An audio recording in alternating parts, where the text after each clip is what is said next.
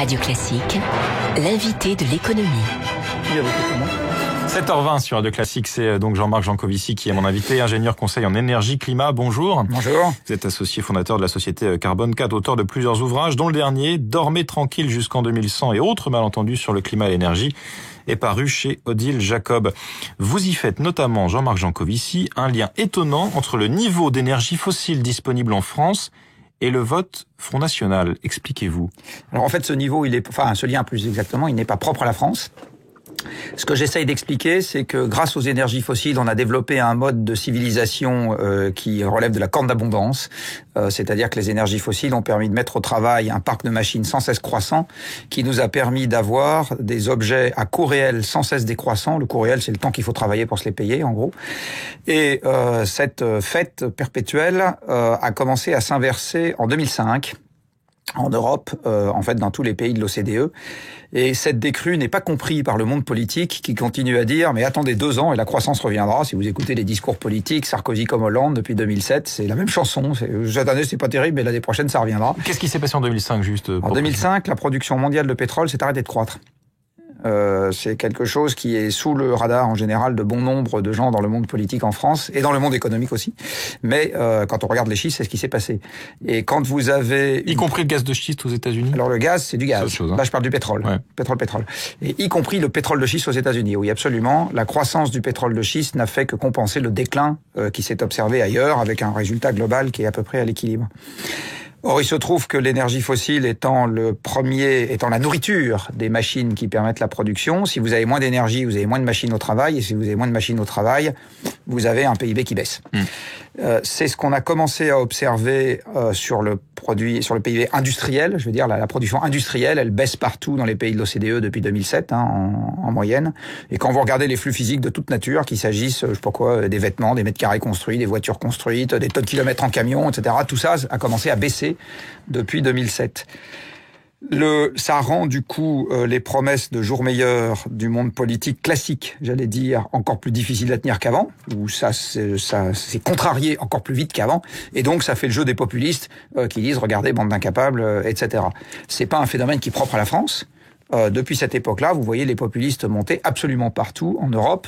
Et comme le faisait remarquer très justement un de vos confrères dans les Échos il y a quelques mois, ils sont noirs au nord et rouges au sud.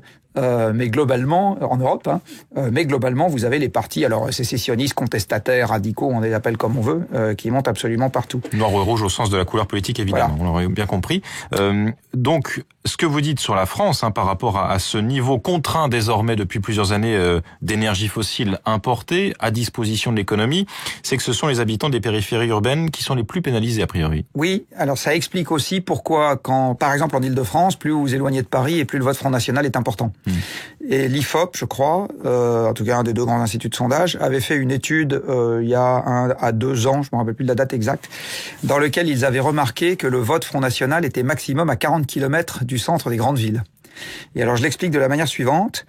Quand vous êtes à 30 ou 40 km du centre d'une grande ville, vous restez dépendant économiquement de la ville en question. C'est-à-dire que votre emploi a toutes les chances d'être un emploi qui s'exerce dans le tertiaire et dans le bassin d'attraction économique de la ville. Mais si vous êtes à 30 ou 40 km, c'est aussi que vous n'avez pas beaucoup d'argent. Parce qu'en général, le revenu décroît à mesure qu'on s'éloigne du centre pour des raisons de coût d'accès au foncier. Si vous gagnez pas beaucoup d'argent, c'est que vous n'êtes pas très qualifié. Toujours pareil, en moyenne, c'est pas tout ça est une moyenne. Alors maintenant, admettons que l'économie n'aille pas bien parce que on manque de pétrole. Si l'économie va pas bien, il y a des gens qu'on va mettre au chômage et on va commencer en général par mettre au chômage les moins qualifiés. Donc c'est pile ceux qui habitent le plus loin du centre. Et par ailleurs, si l'économie va pas bien parce qu'on manque de pétrole en quantité physique, à ce moment-là, c'est ces gens-là qui vont avoir aussi le plus de problèmes pour se déplacer, parce que quel que soit le mécanisme économique qui répartit la pénurie, et ça peut ne pas être une hausse de prix, c'est très perturbant, mais ça peut ne pas être une hausse de prix, eh bien, les gens qui sont loin du centre-ville vont cumuler 2 ennuis pour le prix d'un. D'une part, ils vont être plus rapidement éjectés du marché du travail, ou avoir plus de difficultés à y rentrer, ce qui revient au même. Et d'autre part, ils ont plus de difficultés pour les déplacements du quotidien, vous mettez double peine donc. Vous mettez les deux ensemble et ces gens-là vont avoir envie de protester par tous les moyens possibles. Notamment en votant pour le Front National, ce qui ne veut pas dire que c'est un vote d'adhésion. Vous le faites remarquer également dans votre livre, qui ne parle pas donc que d'énergie et de climat, mais en tout cas pour ce qui est des solutions, il faut essayer d'être positif évidemment aussi. Jean-Marc Jancovici, vous prônez une décarbonation de l'économie comme alternative justement à ces fausses promesses de croissance qui va revenir. Le défi qui nous attend aujourd'hui, et c'est un défi très perturbant parce que ça fait 8 générations, 2 siècles qu'on ne connaît que ça, c'est d'inventer l'avenir radieux dans un monde qui ne connaîtra plus la croissance. Alors dit comme ça, quoi, qui raconte, c'est affreux, horrible, qu'on mette dehors, mais en fait pour des raisons physiques. Je ne sais pas si vous connaissez cette blague de Galbraith, je crois, qui dit si vous croisez quelqu'un qui vous promet la croissance perpétuelle, c'est un fou ou un économiste. Il y a aussi le monde politique, soit dit en passant. Mais donc mais aujourd'hui on y est, c'est-à-dire que si vous regardez ce qui fait les flux physiques qui ensuite vont donner la valeur ajoutée économique, eh bien on y est, c'est-à-dire qu'on est aujourd'hui forcé d'inventer quelque chose de sympathique dans un monde sans croissance, qui est un défi encore une fois assez redoutable parce que on est assez désarmé devant ce truc-là. Et inventer ce monde-là passe notamment par le fait qu'on décarbone l'économie aussi vite que possible, parce que tant que l'économie reste carbonée et que les flux d'énergie fossile sont contraints à la baisse, eh bien, il n'y a qu'à attendre et Le Pen arrivera au pouvoir. Je veux dire, Le Pen ou quelqu'un d'autre qui sera pas tellement mieux. Donc ça passe par l'efficacité énergétique des bâtiments, par exemple ? Alors, il y a deux grandes marges de manœuvre si on veut décarboner l'économie. La première, c'est d'augmenter ce qu'on appelle l'efficacité énergétique, donc le même service, mais rendu en consommant moins d'énergie. Un secteur dans lequel c'est très facile, parce que ça oblige pas à diminuer la surface habitable, c'est le bâtiment. Il faut isoler et passer à la pompe à chaleur, si je fais simple. Un deuxième domaine dans lequel c'est possible encore raisonnablement facilement, même si là on commence à changer des choses qu'on fait, c'est les transports de personnes. Il faut diminuer la taille des voitures, restera des voitures, et passer un nombre croissant, notamment dans les zones périphériques des villes, de la voiture sur le bus, qui permet de déplacer des gens avec peu de capitaux, de manière beaucoup plus rapide que les modes lourds. Tout le monde pense RER ou train quand on pense transport collectif.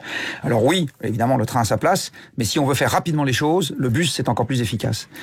Et enfin, là où on va par contre avoir un sujet qui va être beaucoup plus difficile à traiter, c'est dans la production industrielle, parce que la production industrielle relève de flux pour lesquels, je ne vais pas dire qu'on est à l'optimum, mais il y a des barrières qu'on a du mal à franchir.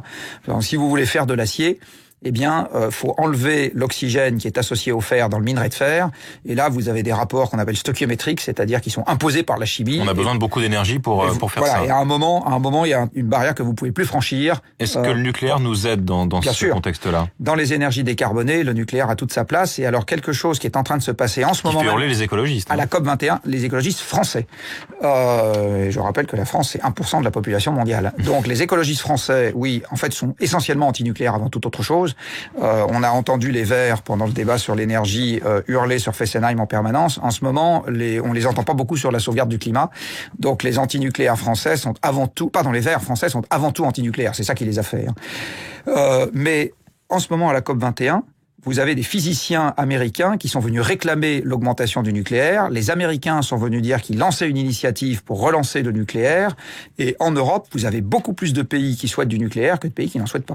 J'invite les auditeurs donc à lire l'ouvrage que vous avez publié, Jean-Marc Jancovici, pour retrouver toutes ces idées. Dormez tranquille jusqu'en 2100. Autre malentendu sur le climat et l'énergie, c'est paru chez Odile Jacob. Merci beaucoup d'avoir été ce matin l'invité de l'économie de Radio Classique.